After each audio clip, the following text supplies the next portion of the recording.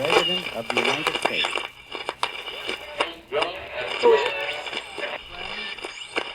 I want to talk for a few minutes with the people of the United States about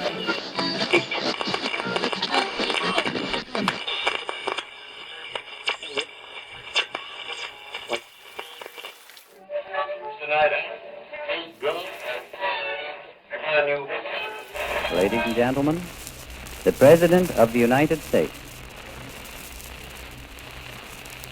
My friends, I want to talk for a few minutes with the people of the United States about banking.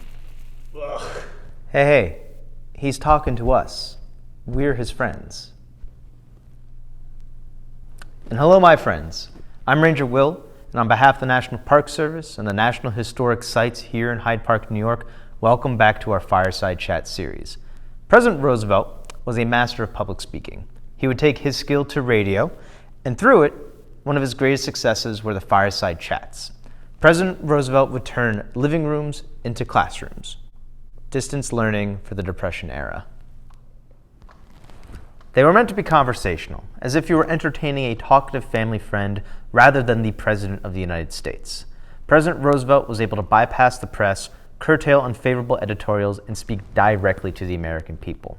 President Roosevelt was able to reassure a nation during those unprecedented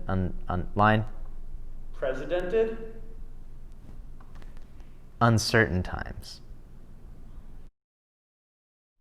By 1933, the economy was in ruin after the market crash. A quarter of Americans were unemployed. Newly impoverished Americans wandered from town to town, hopped trains, and walked countless miles in search of work, hoping to send money to loved ones. Others wore through the soles of their shoes, waiting in bread lines, just trying to stay alive.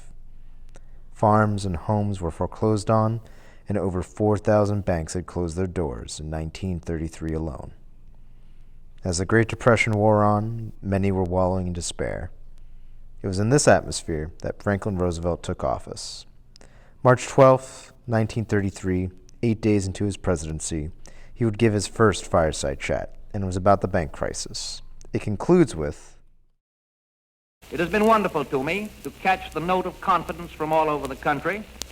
I can never be sufficiently grateful to the people for the loyal support that they have given me in their acceptance of the judgment that has dictated our course, even though all our processes may not have seemed clear to them.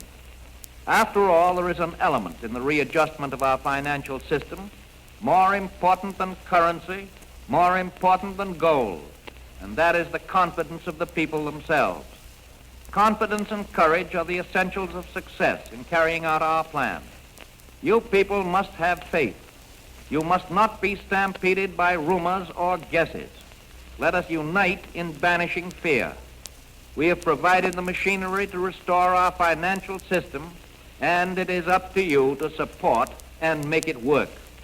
It is your problem, my friends, your problem no less than it is mine. Together, we cannot fail.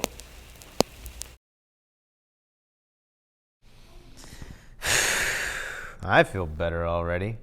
How about you, little guy? President Roosevelt was conscious in not overusing the Fireside Chat as a way to speak to the public. He wanted to use it judiciously, so he only gave about 30 or so during his 12 years in office. He once said, "The one thing I dread is that my talks should be so frequent as to lose their effectiveness.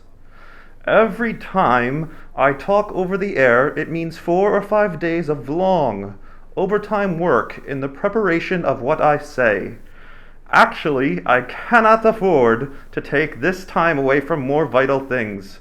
I think we must avoid too much personal leadership." These Fireside Chats were part of Franklin Roosevelt's overall strategy of calming the American people and to gain support for the flurry of new programs during his administration. We are familiar with this time as his first 100 days of office, a benchmark which future presidents would be held by, and as the introduction for his New Deal, a topic way too large to discuss right now and will simply have to wait for other chats. In the description for this video are links leading to audio recordings and transcripts for Franklin Roosevelt's Fireside Chats. Thank you for joining me today, and have faith that more videos are coming soon, and hopefully they will not lose their effectiveness either. Ladies and gentlemen, the President of the United States has spoken to you from the White House in Washington, D.C.